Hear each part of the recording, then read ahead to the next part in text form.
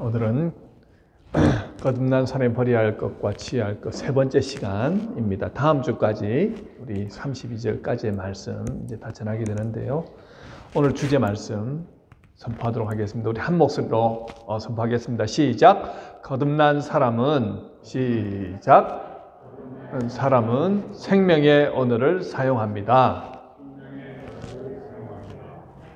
예, 다시 한번 시작. 거듭난 사람은 생명의 언어를 사용합니다. 자, 우리 에베소서 4장 29절 30절 말씀을 중심으로 짧은 말씀이지만 우리 한 목소리로 먼저 말씀을 한 번 더 읽고 우리가 어떤 말씀인가를 생각하고 그렇게 말씀 전하도록 하겠습니다. 한 목소리 읽겠습니다. 시작.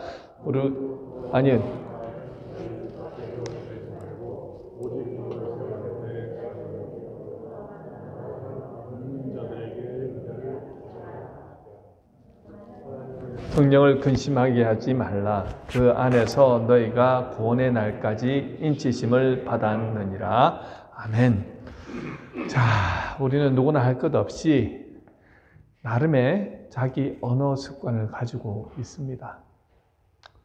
어떤 사람은 하는 말마다 사람을 기분 나쁘게 하고 그 사람과 함께하면 왠지 불편하게 하는 사람이 있습니다. 말에 독이 있습니다.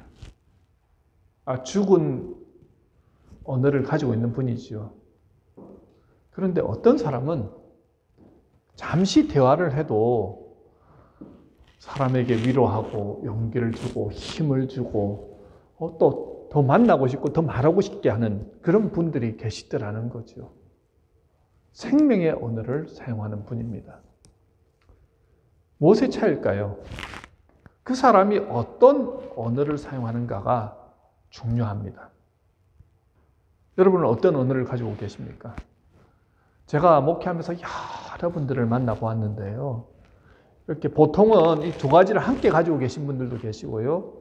퍼센테이지로 봤을 때 정말 사람 살리는 말을 많이 하시는 분이 계시고 또 죽음 말을 사람을 죽이는 말을 많이 하시는 분이 계세요. 습관적으로. 근데 자신이 어떤 언어를 사용하는지를 잘 모르더라는 거예요. 사람이 말 한마디로 천냥빚을 갚을 수도 있고요. 그리고 말 한마디로 공든탑이 한순간에 와르르 무너질 수도 있습니다. 그만큼 말이 중요하다는 거예요. 어떤 말 하느냐 너무나도 중요하죠. 자, 우리 자신은 어떤 언어를 사용하고 있는지 한번 잠시 생각해 보십시다.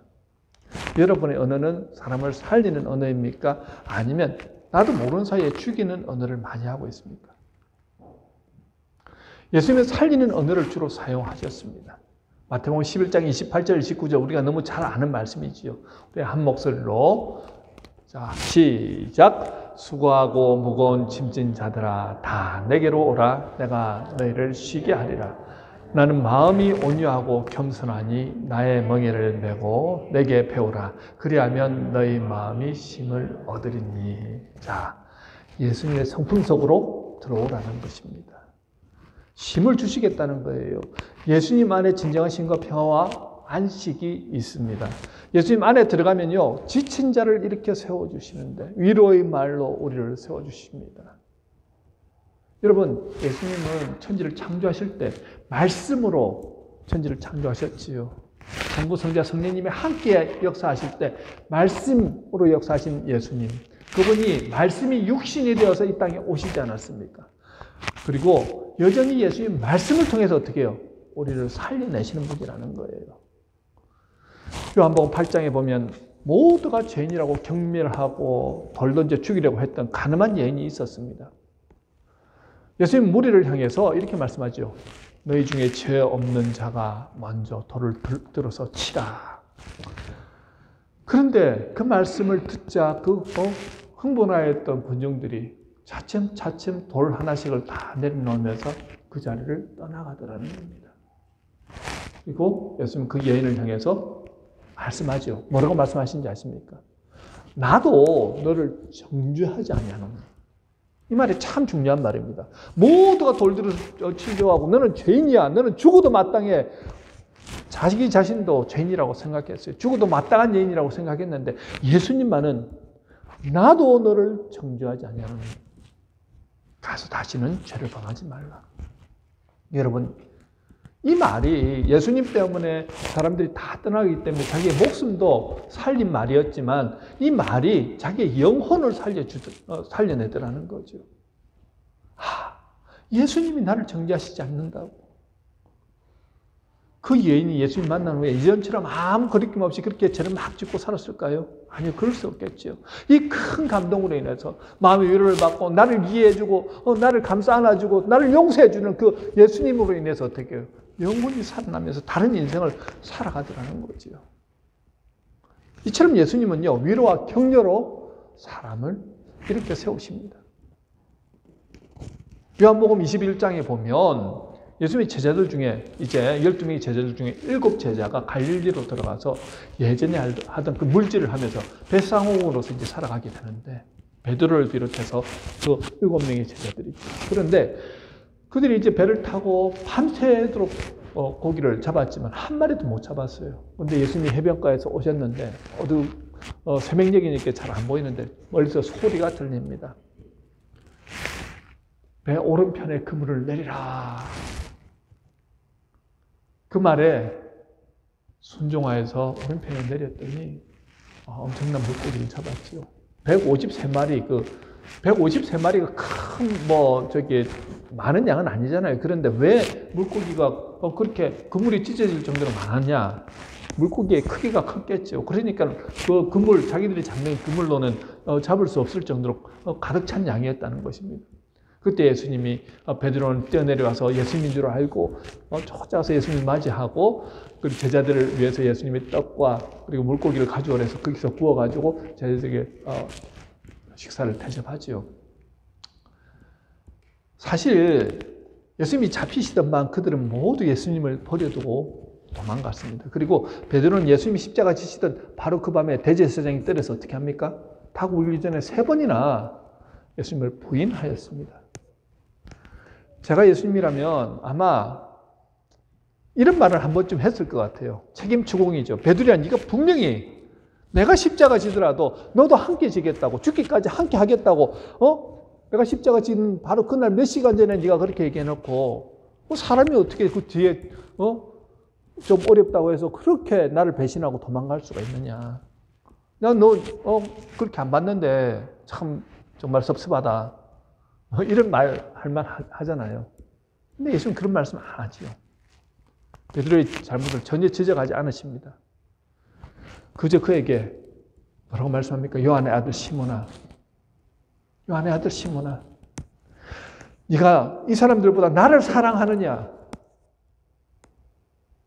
그걸 3번이나 물어보세요. 왜 3번 물어보셨을까요? 그 안에는 의미가 있죠.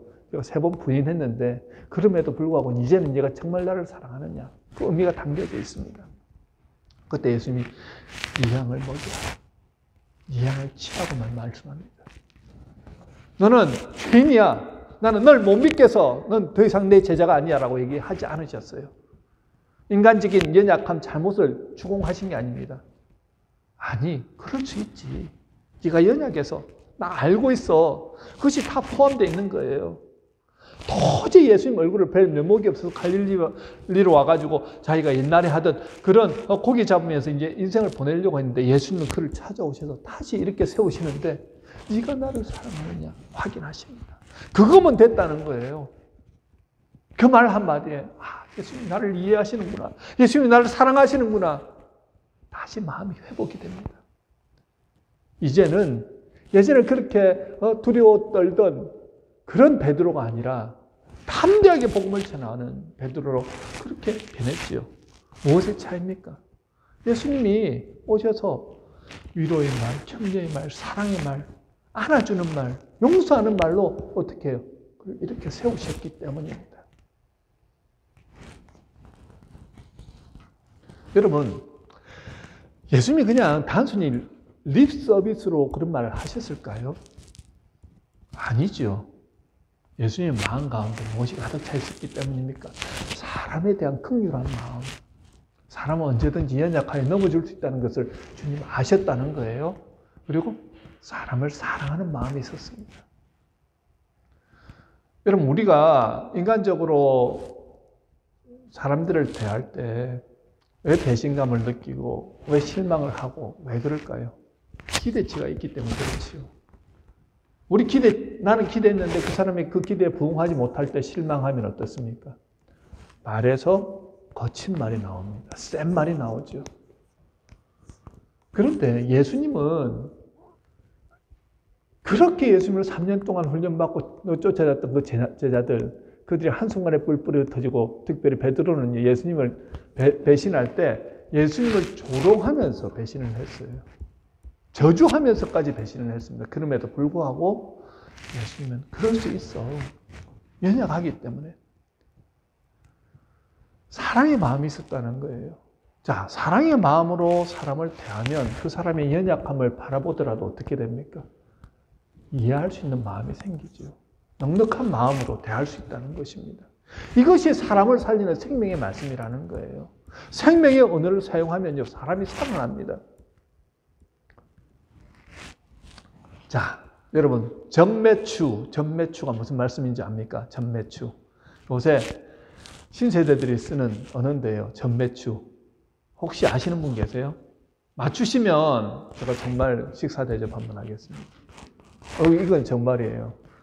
왜 이렇게 단정 짓느냐면 아마 다 모르실 거라고 생각하고 하는데, 그럼에도 불구하고 맞추셨다는 것은 이게 대단한 능력자다 생각해서 그런 거거든요. 전매추. 점입니다. 점.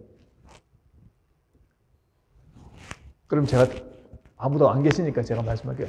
점심 메뉴 추천해줘. 요새 세대들이 쓰는 말이래요. 카톡에다 전매추 하면은 된장찌개가 좋대. 어느 식당에 추어탕이 좋대. 이렇게 얘기를 한다는 겁니다. 이 언어는요, 시대상을 반영하죠. 로마 시대 언어도 시대상을 반영하고 있습니다. 팍스 로마다. 로마의 평화는 어떻게 이루어졌습니까, 여러분? 로마는요, 힘으로, 무력으로, 군대로 평화를 이루었습니다. 자신들의 권위에 복종하지 않으면 언제든지 힘으로 눌렀습니다. 사람 죽이는 것은 일도 아니었습니다. 그러니 주로 군생활을 하던 그 집정관들과 로마 군인들, 이 사람들은 굉장히 거칠었죠. 말도 거칠고 세었습니다. 그런데 그 로마 사람들 밑에 있던 식민지 사람들의 그 마음도 어땠을까요? 당연히 억압을 받으니까 마음이 거칠지요. 마음이 거치니까 언어도 거칠게 나옵니다. 그들이 하는 문화 가운데는요, 검투사들이 나와가지고 서로 이게 싸우면서 한 사람이 이제 이렇게 거의 이렇게 넘어지거나 죽게 된 상황이 되었을 때 나중에는 이렇게 손을 들으라 해가지고 손을 이렇게 들면은 살려주는 거고, 이게 눕히면 죽게 하는 거잖아요. 그걸 즐겼다는 거예요. 사람이 피 튀기는 것을 즐기면서, 지금의 우리 뭐 UFC라든지 이런 게 이런 것들은 사람의 생명을 보장하지만 그 당시에는 사람을 죽이는 것으로 희열을 느끼는 그런 시대였다는 것입니다. 그러니 그들의 마음이 얼마나 죽이는 문화였는가를 여러분 아시겠죠? 자, 로마 감옥에 있던 사도 바울, 에베소 교인들에게 여러분들이 거듭난 사람이라면 주의해야 할 것이 있는데 바로 그것이 말이다, 언어다 라고 얘기를 하는 거예요. 더러운 말은 입 밖에도 내지 말라. 오늘 본문 29절에 말씀하죠.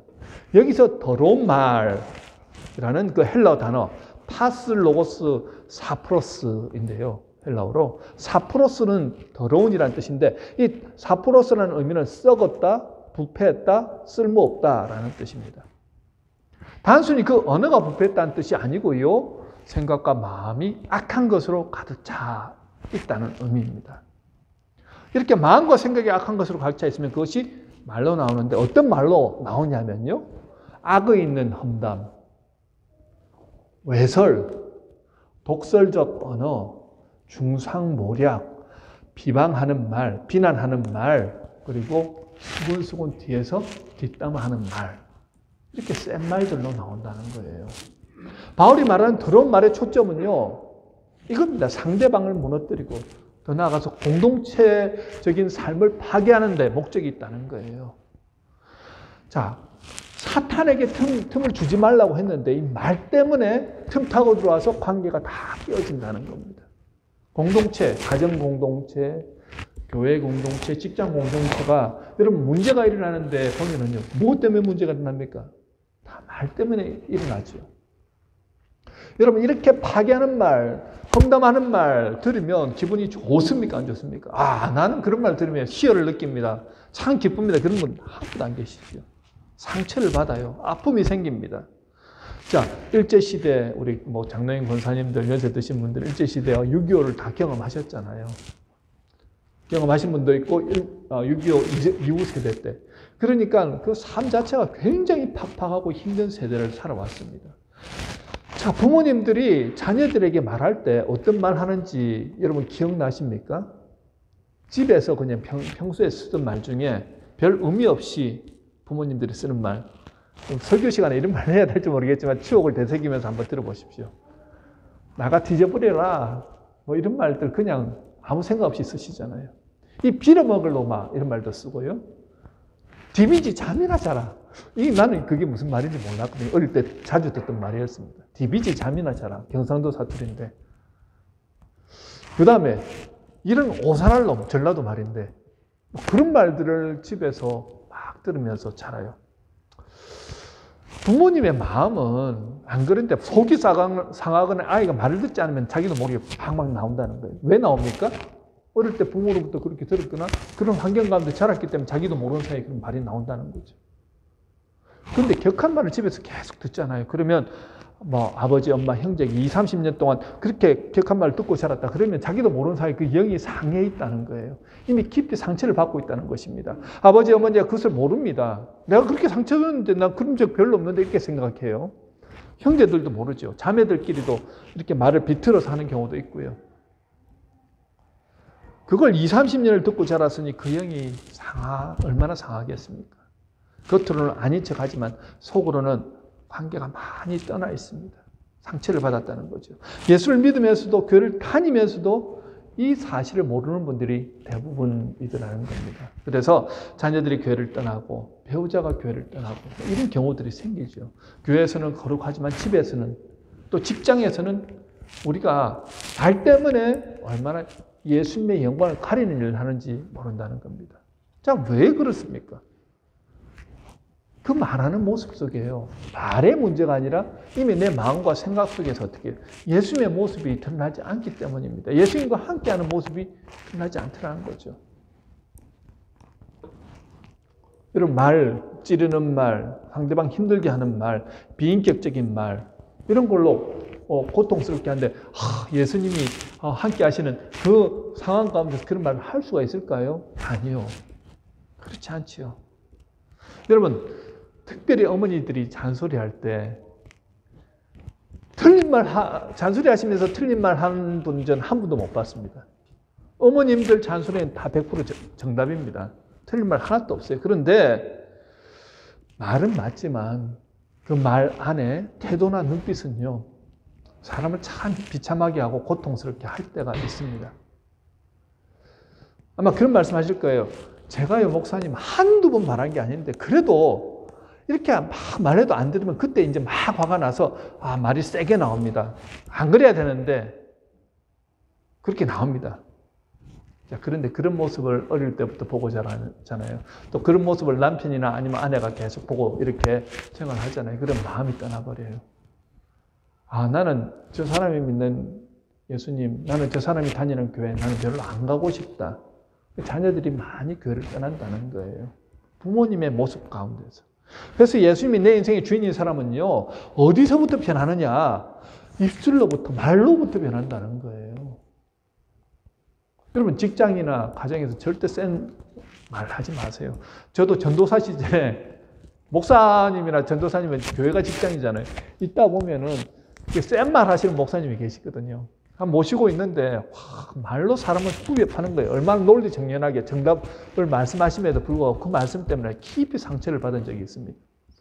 견디고 그냥 난 당장 나오고 싶다는 생각이 들면도 불구하고 하나님의 뜻이 있겠지. 참고 참으면서 기다렸는데요. 그럼 목사님이 저한테 잘해 주실 때도 있었잖아요. 배려해 주실 때도 있었고. 근데 그런 생각은 별로 안 들어요. 지나고 나서. 뭐만 생각이 듭니까? 상처 주었던 그 말. 그거는 평생 마음에 남더라는 거죠.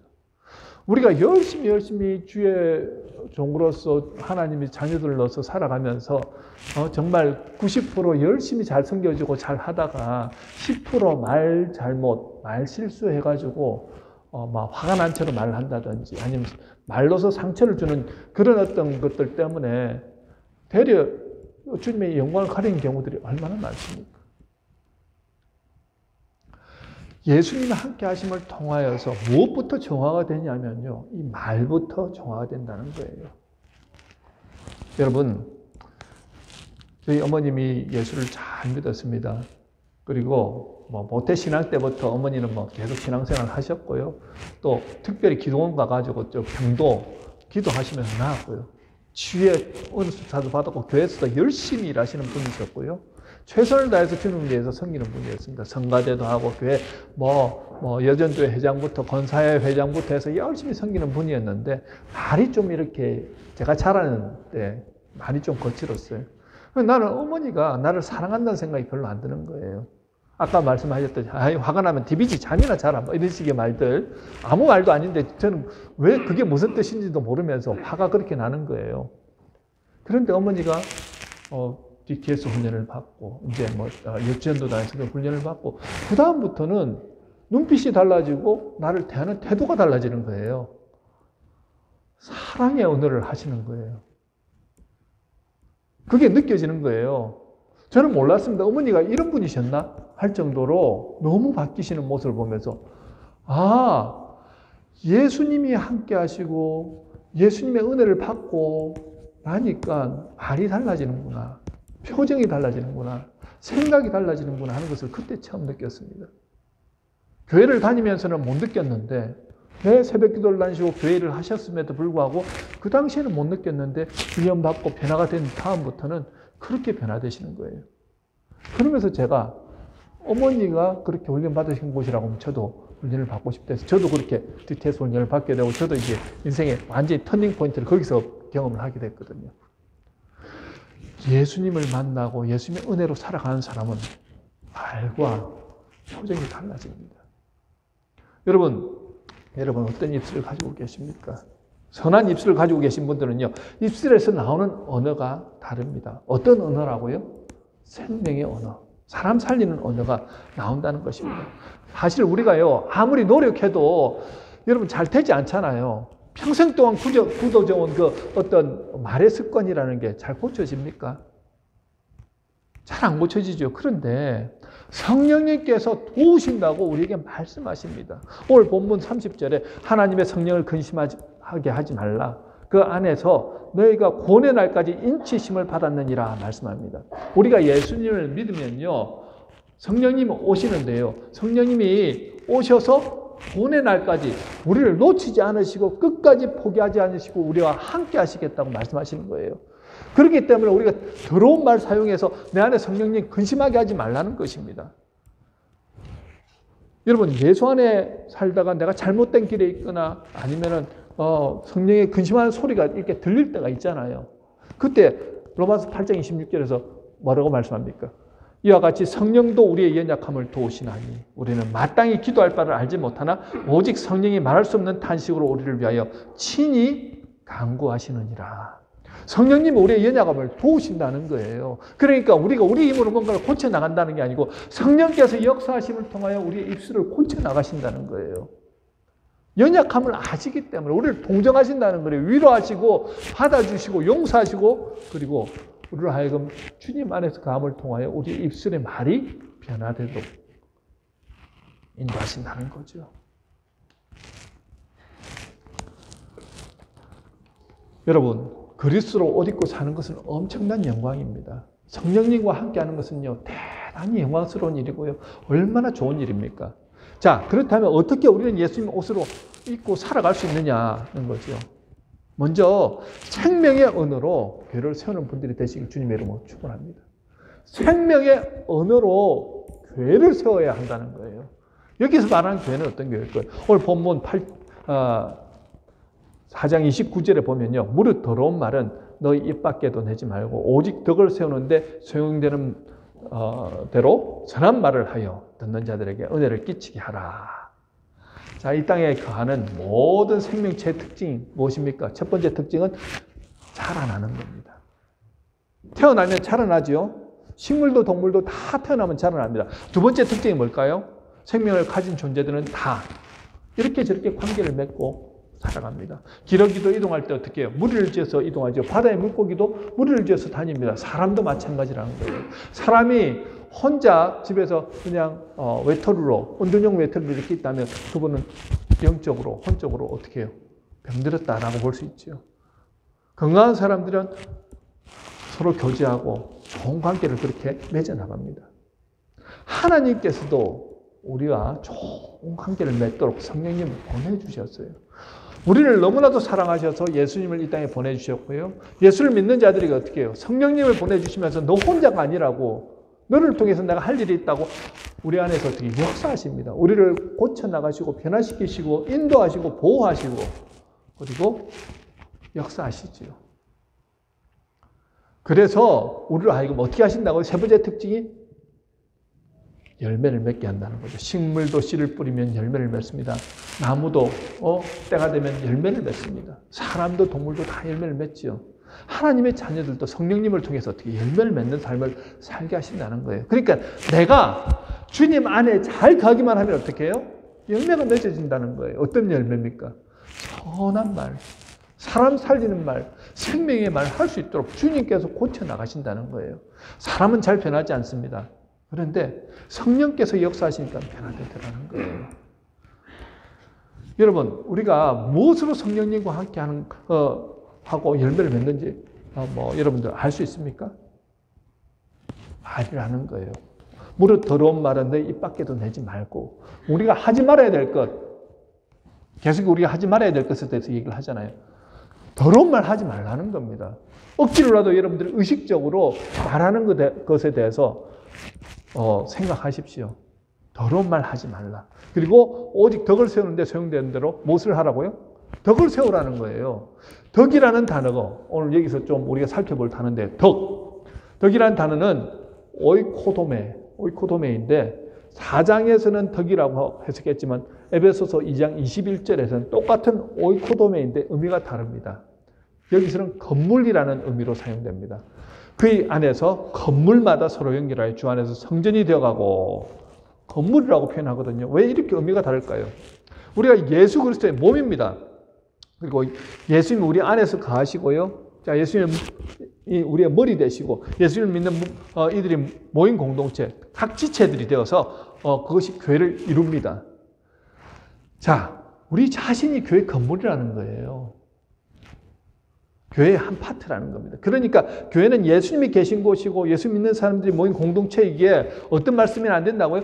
거룩한 말, 선한 말 사용해야 되지 더러운 말 쓰면 안 된다는 거예요. 그래서 교회에서 덕을 세운다는 말은 교회를 세운다는 의미입니다.